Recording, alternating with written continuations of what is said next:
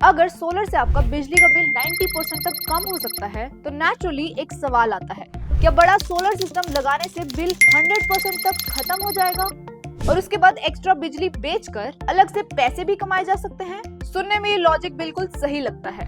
ज्यादा पैनल्स, ज्यादा बिजली, ज्यादा सेविंग्स और शायद एक्स्ट्रा इनकम भी। लेकिन रूफटॉप सोलर सिस्टम की रियलिटी इससे थोड़ी अलग है। इसलिए आज की वीडियो में उन सब का भ्रम तोड़ने वाली है जो ऐसा सोचते हैं। इस वीडियो में आपको 3 चीजें समझाऊंगी। बड़ा सोलर सिस्टम हमेशा ज्यादा सेविंग्स क्यों नहीं देता, सही साइज के सिस्टम और जरूरत से ज्यादा बड़े सिस्टम के हिसाब किताब में एक्चुअल फर्क क्या होता है और कब बड़ा सिस्टम लगाना स्मार्ट डिसीजन होता है। तो शुरू करने से पहले चैनल को जरूर सब्सक्राइब कर लीजिए। बहुत लोग सोचते हैं मेरी छत पर जगह है तो मैं 3 किलोवाट की जगह 5 किलोवाट या 6 किलोवाट रूफटॉप सोलर क्यों ना लगवाऊं। ज्यादा बिजली बनेगी, ज्यादा पैसे बचेंगे। लेकिन सच ये है कि बड़ा सिस्टम हमेशा बिगर सेविंग्स नहीं देता।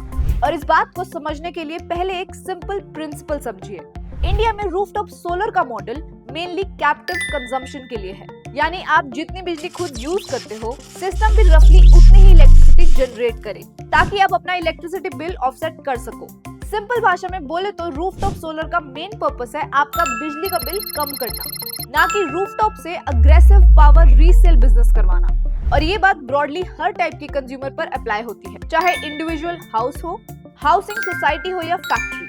तो अब प्रॉब्लम कहाँ आती है? मान लीजिए आपके घर के लिए 3 किलोवाट का सोलर सिस्टम काफी है, जो साल भर में लगभग 4200 यूनिट बिजली बनाता है। लेकिन आपने उससे बड़ा 5 किलोवाट का सिस्टम लगवा लिया, जो साल भर में लगभग 7000 यूनिट्स बिजली बनाता है, जिसकी वजह से हर साल 2800 यूनिट्स एक्स्ट्रा बिजली बन रही है।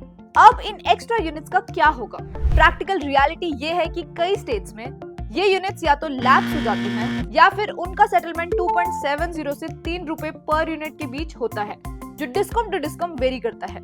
अब 2.70 से 3 रुपए पर यूनिट की जो हम बात कर रहे हैं उसे कहते हैं एपीपीसी रेट, यानी एवरेज पावर परचेज कॉस्ट। ये वो रेट है जिस पे सरकार आपको सरप्लस एक्सपोर्ट यूनिट्स पे कंपनसेट करती है। अब बिजली का रेट ऑल इंडिया एवरेज देखें तो आप डिस्कॉम से लगभग 7 से 8 रुपए पर यूनिट पर बिजली खरीदते हो। कुछ स्टेट्स में जैसे महाराष्ट्र में ये रेट 12 रुपए पर यूनिट तक भी पहुंच जाता है।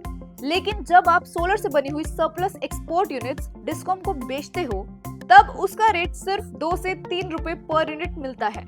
इसलिए अगर आप 3 किलोवाट की जगह 5 किलोवाट सोलर लगवाकर एक्स्ट्रा पैसे खर्च कर देते हो तो इसका हिसाब इकोनॉमिकली जस्टिफाई नहीं होता, क्योंकि जो एक्स्ट्रा यूनिट्स ग्रिड में एक्सपोर्ट होती हैं उनका रेट आपको काफी कम मिलता है। और इसलिए जरूरत से ज्यादा बड़े सोलर सिस्टम का मतलब बड़ी सेविंग्स नहीं होती है। अगर 3 किलोवाट सिस्टम आपके लिए राइट साइज्ड है तो आपको स्ट्रॉन्ग मंथली सेविंग्स, क्विक पे बैक और सॉलिड लॉन्ग टर्म रिटर्न मिल सकता है। लेकिन अगर आप बिना नीड के सिस्टम और बड़ा कर देते हो और एज्यूम करते हो कि सेविंग्स भी उतनी ही प्रोपोर्शन से बढ़ जाएगी तो ऐसा नहीं होता।